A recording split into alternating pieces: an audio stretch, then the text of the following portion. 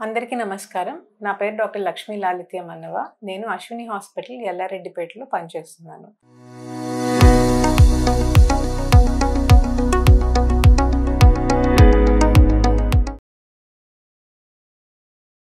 కాన్పు తర్వాత వాడాల్సిన మందులు ఏంటి? కాన్పు అయిపోయింది కదా మేడం, ఇంకా మందులు వాడాల్సిన అవసరం లేదు కదా అని చాలామంది అడుగుతూ ఉంటారు.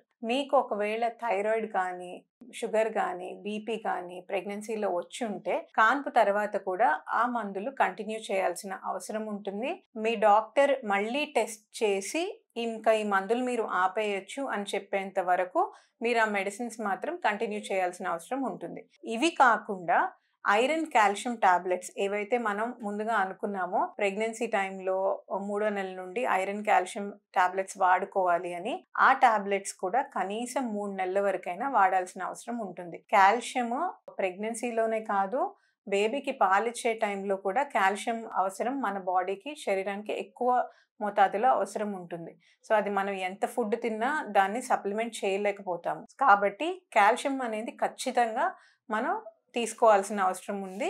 కొంతమందికైతే 3 నెలల నుండి 6 నెలల వరకు కాల్షియం అనేది ప్రిస్క్రైబ్ చేస్తాము. అయితే ఐరన్ టాబ్లెట్స్ ఎందుకు అంటే డెలివరీ టైంలో చాలా రక్తం అనేది పోతుంది. ఎవరికైనా కనీసం ఒక 600 to 800 ml ఆఫ్ బ్లడ్ అనేది ఈజీగా లూజ్ అవుతారు. ఓకే.